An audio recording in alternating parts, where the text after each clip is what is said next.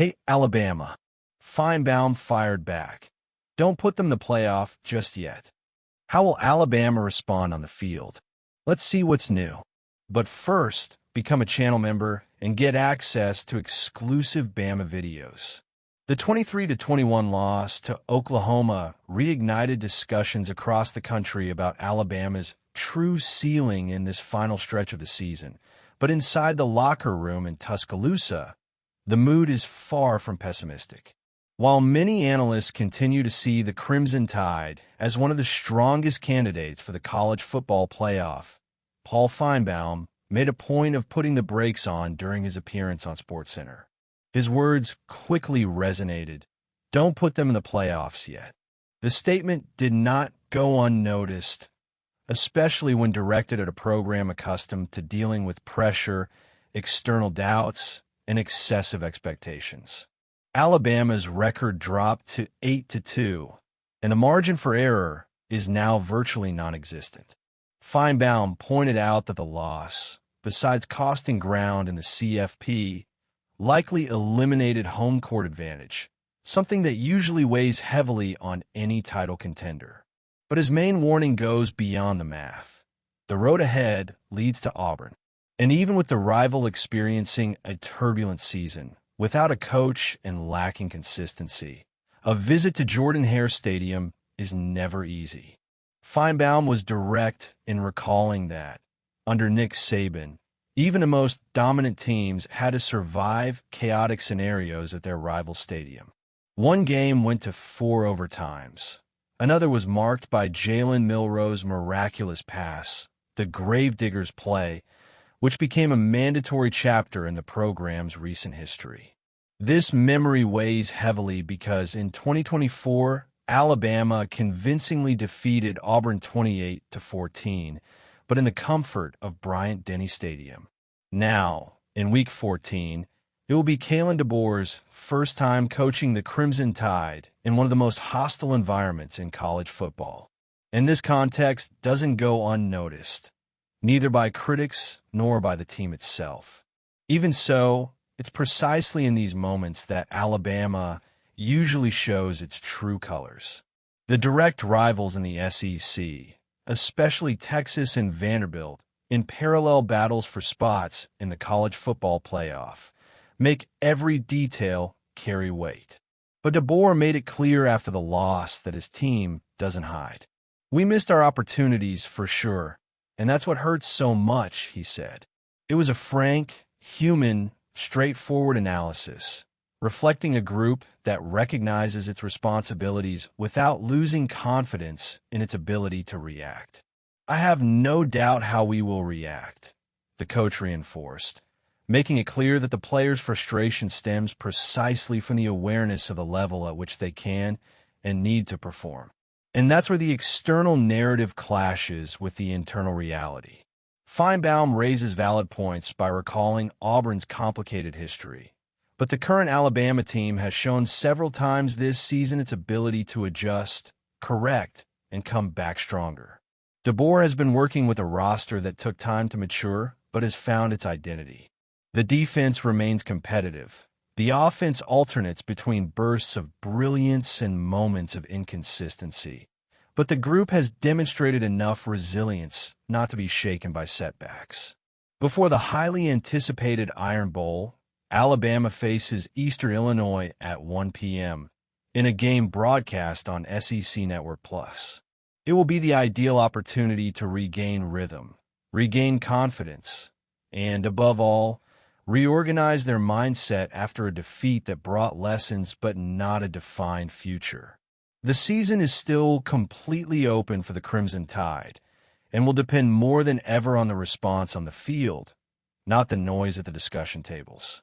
While critics point out risks, within the program, the focus remains where it always has been: work, execution, and reaction. Alabama has been in this place before, and whenever they were doubted, the team found a way to respond. Now, with the Iron Bowl approaching and the college football playoff on the horizon, history is once again offering the Crimson Tide a chance to show who they are. And that's the kind of stage Alabama rarely wastes.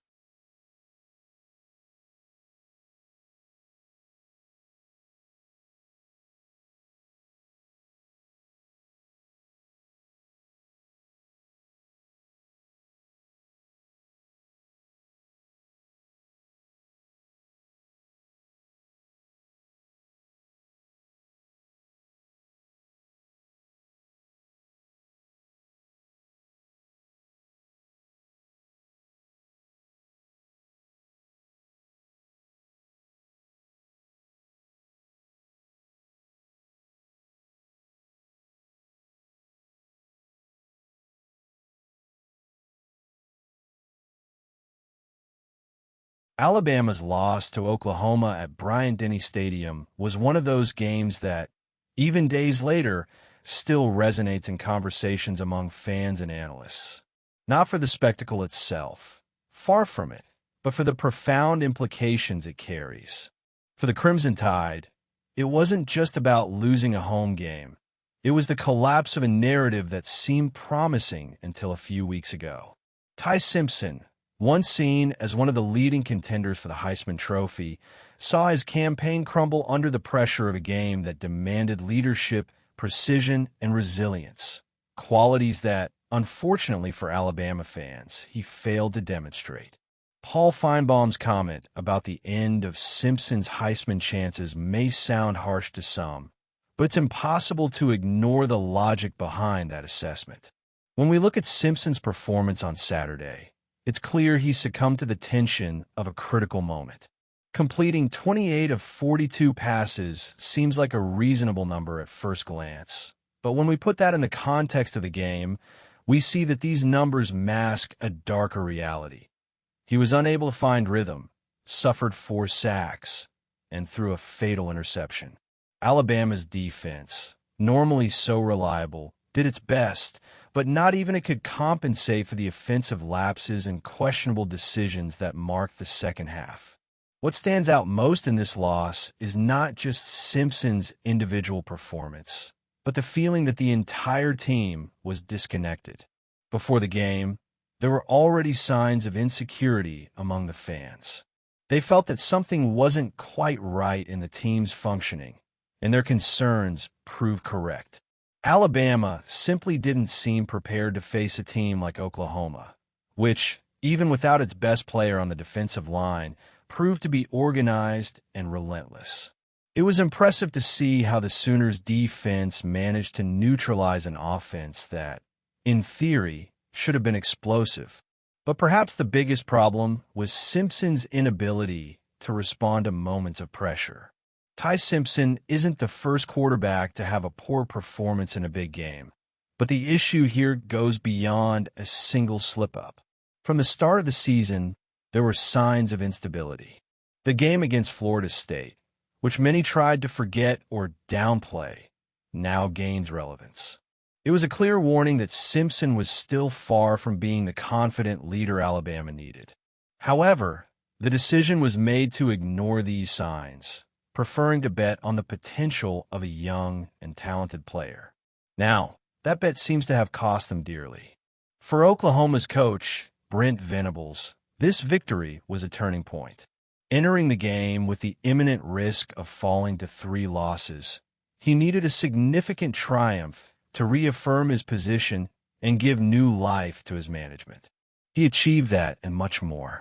The victory in Tuscaloosa not only kept the Sooners alive in the playoff race, but also sent a clear message to the rest of the country.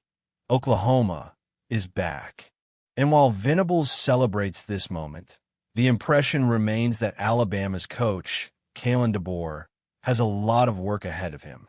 DeBoer inherited an iconic program, but also immense pressure. He knows he needs to quickly adjust the team's gears, especially on offense, if he wants to prevent this season from going off track. There's still a possible path to the playoffs, but it's become considerably narrower after this loss. The next games will be crucial, and every mistake will be amplified. For Alabama fans, the frustration is palpable.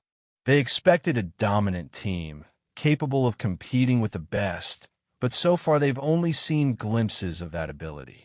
On the other hand, it's important to acknowledge Oklahoma's merit. Despite all the adversity, the Sooners managed to execute a smart and effective game plan. Their defense deserves special praise for containing an offense that, on other occasions, proved formidable. Furthermore, the fact that they managed to do this without Mason Thomas is a testament to the collective work and tactical preparation of Venables. This game was a reminder of how cruel and unpredictable college football can be. One team enters as the favorite, carrying enormous expectations, and leaves with a defeat that exposes all its weaknesses. Meanwhile, the opponent, considered the underdog, seizes the opportunity to rewrite its history. For Alabama, it's time to learn from Alabama's final offensive drive against Oklahoma was one of those moments that starkly and relentlessly exposes the fine line between strategy and execution in college football. With 7 minutes and 6 seconds left on the clock, the Crimson Tide launched their drive from their own 6-yard line with a clear mission: score a touchdown and secure the victory at Bryant-Denny Stadium. Offensive coordinator Ryan Grubb, known for his tactical precision and methodical approach, had a simple and straightforward plan: advance downfield and get the ball into the opponent's end zone. However, as often happens in this sport, the details are where things begin to fall apart. The initial idea made sense within the context of the game and Alabama's ability to cover long distances downfield. 7 minutes, 2 timeouts, plenty of time, Grubb said, reflecting on the situation. He was right to a certain extent. The Crimson Tide had already demonstrated throughout the season that they were capable of executing long and efficient drives under pressure.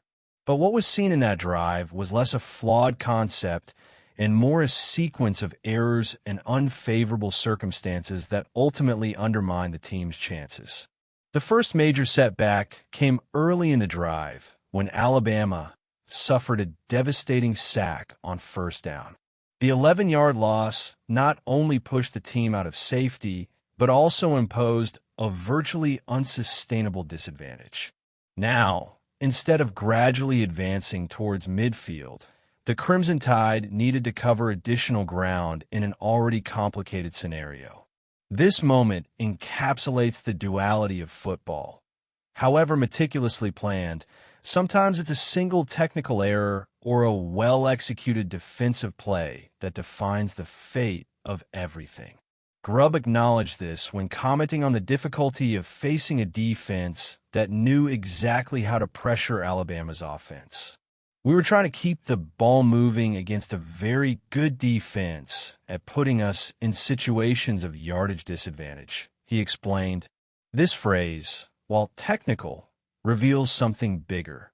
Oklahoma was determined not to give up space easily, and this aggressive stance forced the Crimson Tide to make difficult decisions at crucial moments. The coordinator also mentioned that he avoided calling long passes, opting for more controlled and conservative plays. This choice, while understandable given the situation, ended up being questioned by fans and analysts, who argued that perhaps it was necessary to take more risks in pursuit of a significant advance. With the clock ticking and the pressure mounting, it became clear that Alabama was fighting two enemies: Oklahoma's defense and time itself. The drive consumed more than 6 minutes, which seemed like an eternity to fans inside and outside the stadium. When it finally reached fourth down, the score was virtually decided. Unable to make the necessary conversion, the Crimson Tide gave possession back to the Sooners with only 50 seconds remaining on the clock. Worse still, the team only had one timeout available, which drastically limited its strategic options. The decision to use their timeouts more judiciously was another point widely debated after the game. Many questioned why Alabama didn't conserve more timeouts during the drive, especially considering the ultimate goal was to score a touchdown. However, it's worth remembering that, at that moment, nobody on the Crimson Tide bench imagined the drive would end unsuccessfully. For Grubb and his team, the focus was on progressing down the field, and every second seemed too valuable to waste. Unfortunately, this mentality ended up costing them dearly when the ball returned to Oklahoma, allowing them to simply kneel and seal the victory. Looking back, it's clear that this drive wasn't a matter of lack of ambition or inadequate planning. On the contrary, Alabama entered that drive with confidence and purpose, confident in their ability to overcome any obstacle. However, American football is a game of constant adjustments, and small mistakes can quickly accumulate, transforming a controlled situation into a chaotic one. The opening sack, the loss of yards, the use of timeouts. All of this contributed to creating a perfect storm that prevented the Crimson Tide from achieving their goal. Despite the disappointing result, there are valuable lessons to be learned from this experience. The true test of a team is not how it handles victory, but how it responds to adversity. Let's see the next game. Leave your opinion now.